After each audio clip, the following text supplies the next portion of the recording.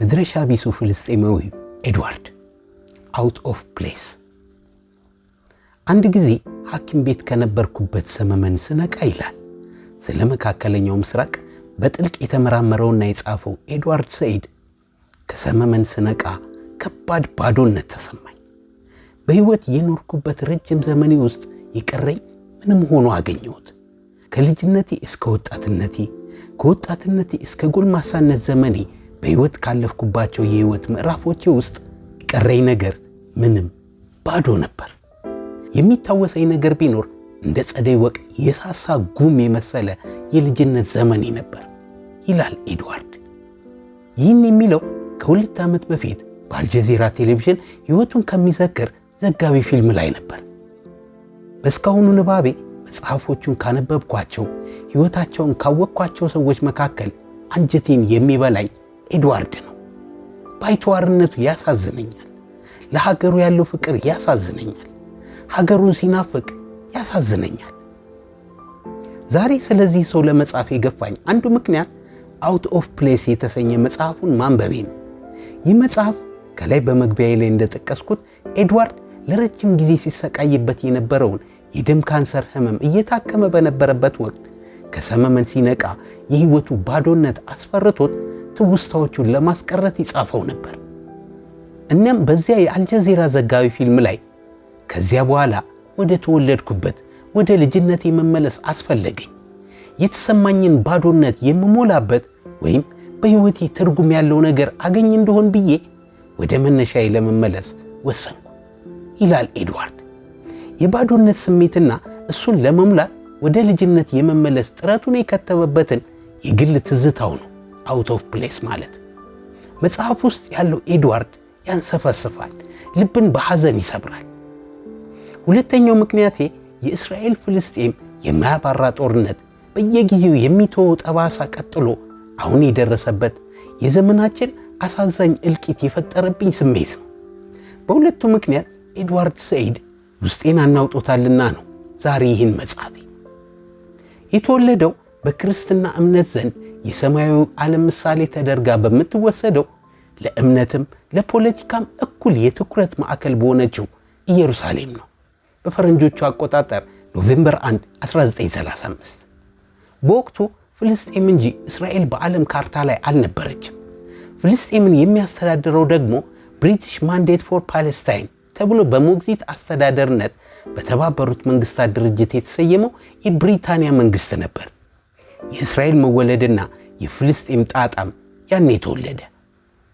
የኤድዋርድ እናት ሂልዳ ሰኢድ ግማሽ ፍልስጤማዊት ግማሽ ሊባኖሳዊት ነች።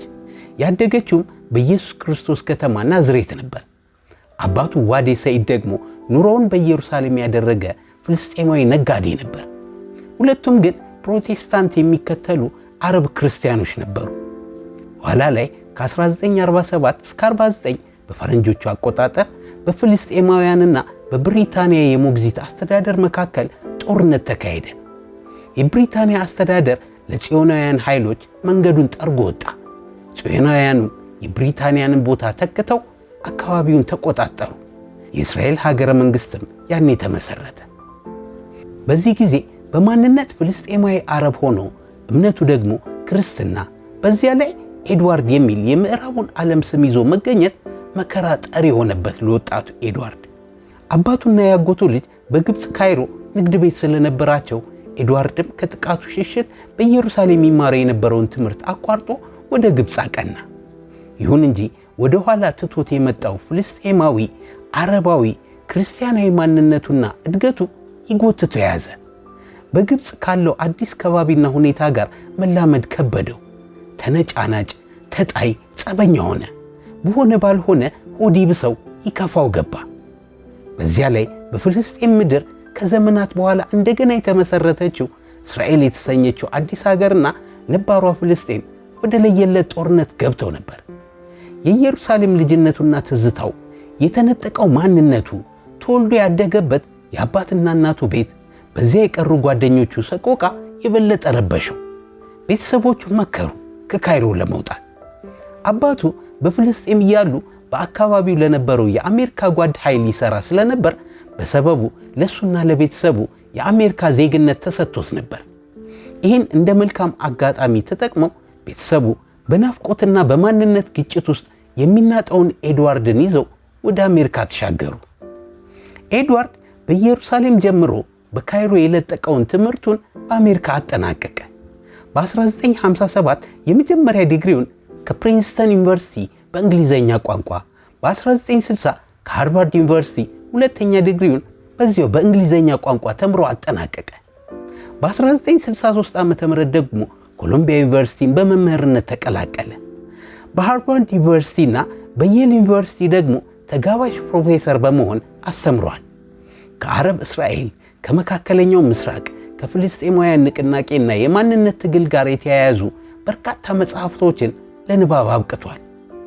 ከእስራኤልና ፍልስጤም ጋር በተያያዘ የእሱን አቋም በ1979 በጻፈውና ዛዮኒዝም ፍሮም ዘ ስታንድ ፖይንት ኦፍ ዘ ቪክቲምስ በተሰኘ መጽሐፉ ግልጽ አድርጎታል። በዚህ መጣጥፉ አይሁዶች አገር ይገባናል የሚሉት መከራከሪያቸው ፖለቲካዊ ቅቡልነትም ሆነ ፍልስፍና የትክክለኝነት ያለው ጉዳይ ነው ብሎ አብራርቷል። ይህ ግን የፍልስጤማውያንን የራሳቸውን ብሔራዊ ዕጣ ፈንታ የመወሰን የማይገረሰስ መብት በጠበቀ መልኩ ነው ባይ ነው። ኋላ ላይ እስራኤል በወረራ በያዘቻቸው የፍልስጤም ግዛቶች ውስጥ የሆነው ጭቆናና አፈና ግን ምዕራባዊ የኢምፔሪያሊዝም ስልት ነው ብሎ በጥብቅ ተችቶታል። በዚያው ዓመትም ከላይ የተጠቀሱትን መጣጥፎች አስፋፍቶ The Question of Palestine የተሰኘ መጽሐፍ አሳትሟል። አሁንም ተመልሼ ወደ መነሻ አንቀጽ ልውሰዳችሁ። በመግቢያዬ እንደጠቀስኩት ኤድዋርድ ከደም ካንሰር ሕክምና ሰመመኑ ሲነቃ የተሰማውን ባዶነት ለመሙላት እንደገና ከመነሻው ለመገኘት በዘመኑ ያሰደደውን ባይተዋርነት በሆነ የታሪክ ንቃት ሕያው ለማድረግ አስቦ ወደ ኢየሩሳሌም ለመመለስ ወሰነ። ያኔ ሆስፒታል ከሰመመኔ ስነቃ በዚህ ዓለም የኔ የምለው ቦታ፣ የኔ የምለው ቤት፣ የኔ የምለው ርስት፣ የኔ የምለው አገር እንደሌለኝ ሁኜ ባነንኩ። ስነቃ ብቻዬን፣ ባዶዬን፣ ምንም የሌለኝና ማንም ያልሆንኩ እንደሆንኩ ተሰማኝ እያለ ሐዘኑን እንደ ጥጥ ብቻውን እያባዘተ ይተክዛል። አሻግሮ ሩቅ ያያል። በአድማሱ ላይ ግን የሚያርፍበት አንዳች ቦታ የለው። እናም አውት ኦፍ ፕሌስ የሚለውን መጽሐፌን ለመጻፍ ወሰንኩ። ቢያንስ ትውስታዎቼን፣ ትዝታዎቼ ውስጥ ራሴን ለመፈለግ ከበሽታ የተረፈኝን አቅም ሰብስቤ መጽሐፉን ለመጻፍ ወሰንኩ ይላል። እናም ወደ ልጅነት አገሩ ፍልስጤም በማንነት አጣብቂኝ ውስጥ በጥቃት ተከቦ እንደ ሎጥ ወደ ኋላ ሳያይ ትቷት ወደ ሄደችው ኢየሩሳሌም መመለስ ነበረበት። የቤተሰቡን ቤት፣ ያደገበትን መኝታ ቤት፣ አንደኛ ደረጃ የተማረበትን የተሯሯጠበትን ጎዳና፣ ከእኩዮቹ ጋር የቦረቀበትን ቀዬ ፍለጋ መመለስ ነበረበት።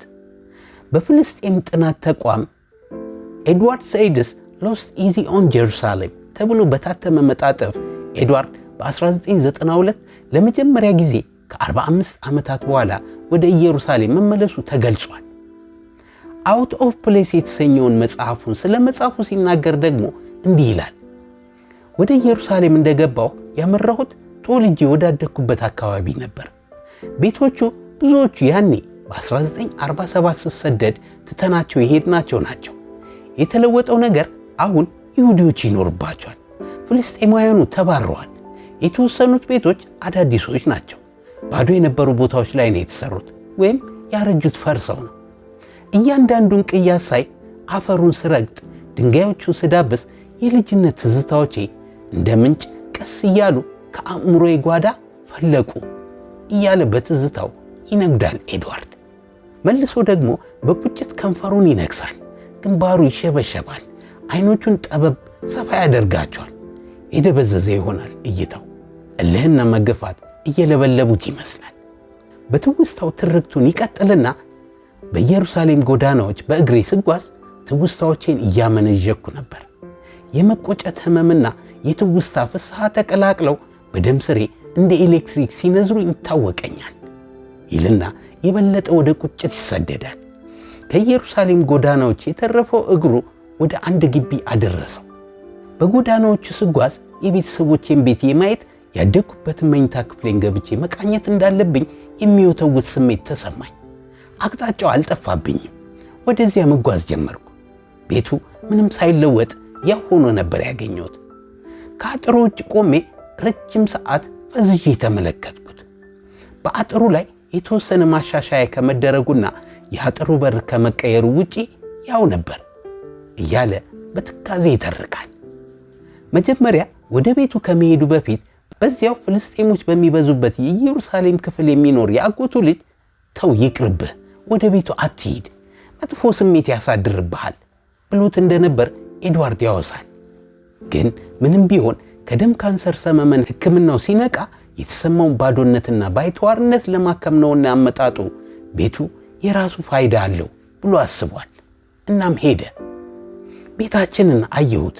የልጅነት ትውስታዎቼ በፈጠሩት በውስጤ የሚነድ ቁጭት እየተለበለብኩ ወደ ውስጥ ለመግባት አሰብኩ። እናም የግቢውን በር አንኳኳው። አንድ በዕድሜ ጠና ያለ ሽማግሌ መጣና ከፈተው። በአለባበሱ ይሁዲ መሆኑ ያስታውቃል። ምን ነው ማነህ አለኝ። ካፈናቀለኝ ማንነቴን ካፈረሰብኝ ለባዶ ካበቃኝ ሰው ጋር ለመጀመሪያ ጊዜ ፊት ለፊት ተጋፍጬ ቆምኩ እያለ የሚቀጥለው ኤድዋርድ መልሱ ግን ለዘብ ያለ ነበር። ለይሁዲው ኤድዋርድ እባላለሁ። ይህን ቤት ለማየት ነው ከአሜሪካ የመጣሁት። ከ45 ዓመታት በፊት እዚህ ነው ተወልጄ ያደግኩት። ውስጥ ገብቼ ቤቱን ማየት ፈልጋለሁ። መኝታ ቤቴን ማየት ፈልጋለሁ። ትውስታዎቼን በክፍሎቼ ግድግዳ ላይ፣ ጣራና ወለል ላይ ልፈልጋቸው ነው አልኩት ይላል። ይሁዲው ግን አመናጭቆት በእንቢታ መለሰው። ኤድዋርድ ከአሜሪካ ድረስ መጥቶ የቤተሰቦቹን ቤት ቀምቶ በሚኖረው ይሁዲ ወደ ግቢው እንዳይገባ ተከለከለ። በልጅነቱ የተኛበትን የልጅነት ዘመን ትዝታዎቹ የከተሙበትን የመኝታ ክፍሉን ጣራና ግድግዳ ወለል እንዳያይ በእጁ እንዳይዳብስ ተከለከለ። ባዶነቴ ሲበስብኝ ይታወቀኛል ይላል ሁኔታው ያሳደረበትን ስሜት ሲገልጸው። ወደ ራስህ ቤት ለመግባት መኝታ ክፍልህን ለማየት ስትከለከል አስበኸዋል ብሎ ይጠይቃል ለጋዜጠኛው። መልሶ ለአፍታ በጸጥታ እኛ ወደማይታየን አድማስ አይኑን ይልካል። በእርጅናና በህመም የገረጣው ፊቱ የበለጠ መገርጣቱ በግልጽ ይታያል። የራሴን መኝታ ቤት ለማየት የወረረኝን ፈቃድ ጠይቄ ስከለከል የበለጠ ውስጤ ተናወጠ። እኔነቴ ከውስጤ በጎርፍ እንደተመታ አሸዋ ሲናት ተሰማኝ ይላል። ከዚያ በኋላ ጥቂት የፍልስጤም አካባቢዎችን ተዘዋውሮ ተመለከተ። ከሽማግሌዎቹ፣ ከዕድሜ አቻዎቹ ጎልማሶች ጋር፣ ከወጣቶችም ከሕፃናትም ጋር ትንሽ ጊዜ አሳለፈ። ማስታወሻ የጫጫረባትን ወረቀት ይዞ ትዝታውንም ቁጭቱንም በህሊናው እያምሰለሰለ ወደ አሜሪካ ተመለሰ። ባዶነቱን ምንምነቱን ለመሙላት ትውስታዎቹ ከተጋረዱበት የፍልስጤም ሸለቆና ረባዳዎች አቧራ አረግፎ አስነሳቸው። የትምነቱን ምንምነቱን ከርስቱ ተፈናቅሎ አሜሪካ በአካዳሚው ዓለም ስሙ ገናና ቢሆንም ነፍሱ የምትረካበት ቀልቡ የሚያርፍበት መጽደቂያ ቦታ ያጣው ተንከራታች አውት ኦፍ ፕሌስ የሚል ትውስታውን ከተበልን። ቢያንስ እዚህ ቦታ በእያንዳንዱ ገጽ ላይ ሕያው ነኝ ሲለን መሆኑ ነው።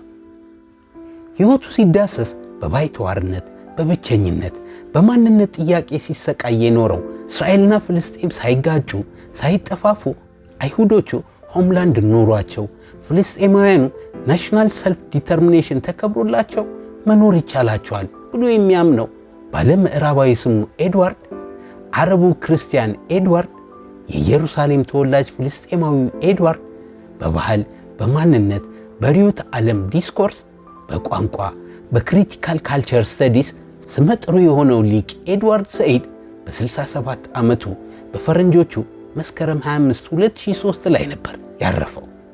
ዛሬም ድረስ መብረጃ መታረቂያ ያጣውን የእስራኤል ፍልስጤም የግጭት አዙሪት ስረ መሰረት ምክንያትና ውጤት እውነት በእውነት የሱን ያህል ያጠና የተነተነ ግን የለም።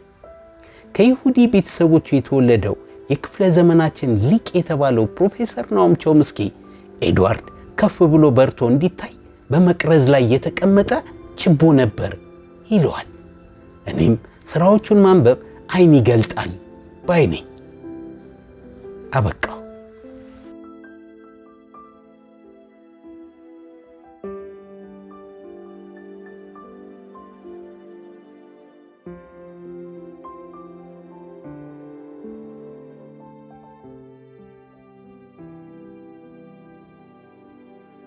ነው።